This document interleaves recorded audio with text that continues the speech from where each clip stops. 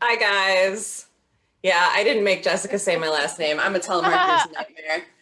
Um, yeah, Kristen, I'm also from Ohio. I feel like we had a different experience with Ohio. But I also play the violin, which is hilarious because that's what all Ohio people do. We all play the violin. Um,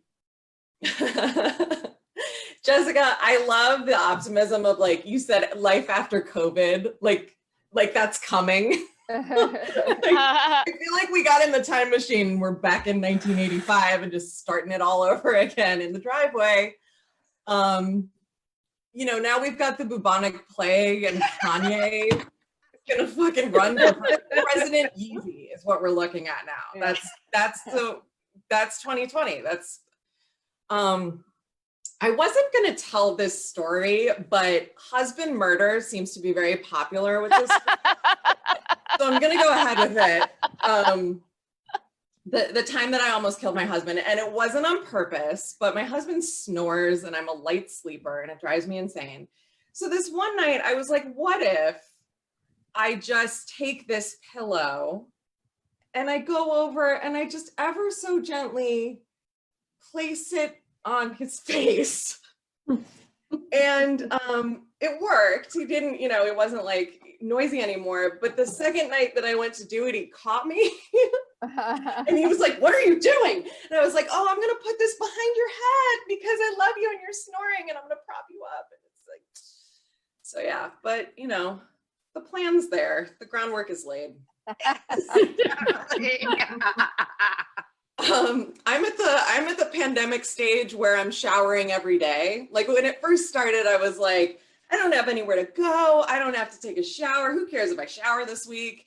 Now I'm like, what am I gonna do today? I guess I'll take a shower. Like I don't have anything else to do except my fucking hair. I appreciate CNN. CNN is the gift that just keeps on giving. Like Jake Tapper, who is the most like white, serious man. The other day he said, coming up, you may be surprised by something Trump said. Or maybe you won't, I don't know. And then it's a commercial.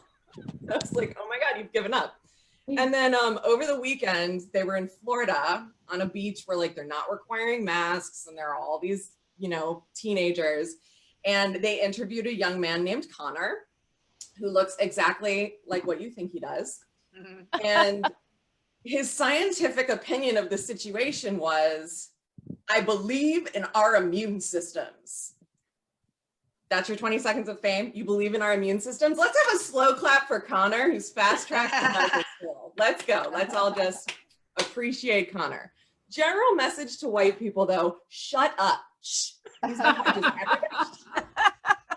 don't care what you're talking about anymore. I just don't want to hear it.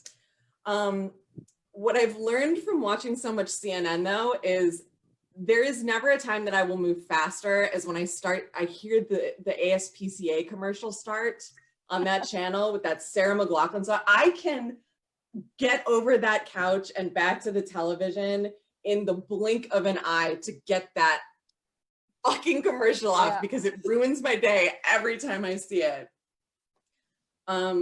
There was a website that they caught selling cards that you could carry with the Department of Justice seal that said, I cannot wear a mask because I have a disability and you're not allowed to ask me what it is. And you know that like a bunch of middle-aged white women bought those. And I really wish I had come up with it because I know there are websites that are selling fake PPE and like disinfectant and they're taking advantage of the pandemic. And I think that that's wrong, but like, I have no problem taking advantage of my own kind. Okay, middle-aged white ladies who refuse, you guys that are refusing to wear masks, no, we're gonna, I'm gonna take your money. My husband told me recently that Cleveland is considering changing the name of the baseball team. He's where I get all my sports, information. And they're the Indians right now, which of course they should change. But the name they're looking at is the Cleveland Spiders.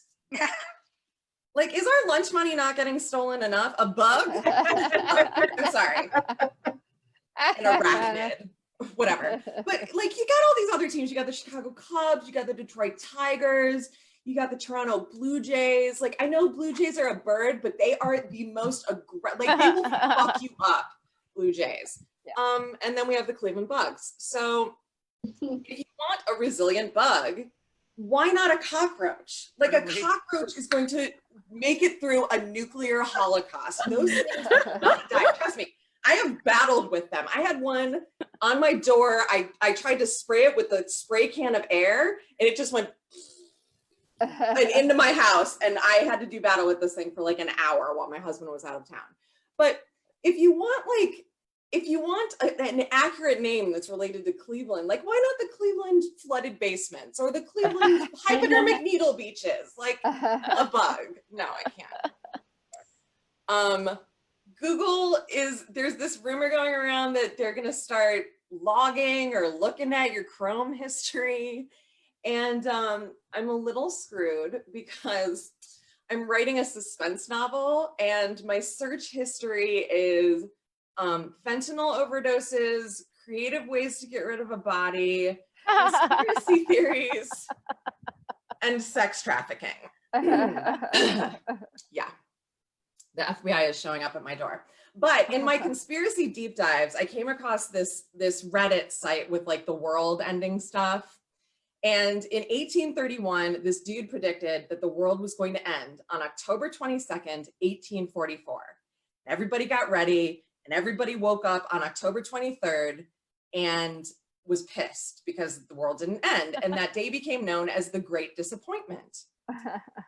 And October 23rd happens to be my birthday. Which is ironic because after my one cousin became an architect and the other one became an accountant, that's what my family started calling me. Unsolved Mysteries is on Netflix now, which is great because I was getting really tired of being able to sleep through the night. And that show ran for 14 seasons originally. Like, humanity needs to start solving shit. There should not be enough unsolved mysteries for 14 seasons. It should be like season 1 and the end. That's all we've got. No, we've got, and because it's not like one mystery per episode, it's like 6. So it's just like thousands of, oh God, I have a headache. I think my Instagram is trolling me because it's recommending a lot of bras and showing me makeup ads. And like, I haven't worn either of those things since March. So I don't know where you're getting your information. I was walking through my neighborhood and there was a lost dog sign, which makes me sad. There's a lot of lost dogs, but this one was very specific. It said last seen wearing only a bow tie.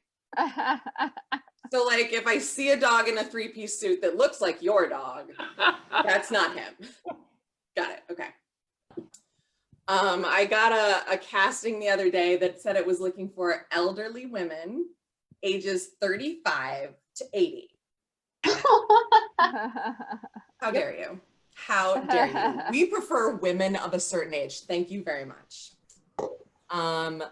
I think 2020 has taught us a very important lesson, and that is that white people are terrible. Like, lots of us knew this already, but white people are starting to catch on. And I think a lot of the problem is that old white men are still running shit. Like, I don't discriminate. I don't like middle-aged white women either, and I am one, so here we are. But I tried to explain to my older white male friend why I thought it was inappropriate that when I got into the Uber, the driver goes, "Hey, beautiful." Because my friend couldn't understand why I was upset that the guy was paying me a compliment. And after I started talking to him a little bit, I realized it's because men think that that's the beginning of porn. And because I was like, seriously, how would you feel if you hired someone to do a service for you, like a plumber or whatever, or like a female came over and she showed up and was like, "Hey, handsome," and he was like, "Fuck yeah, I love that." Great. When I was writing that joke, I looked up white guy stereotypes, and the categories were Bernie bros, NASCAR dads, and then just one category called Chad. That's my time. Thanks, guys.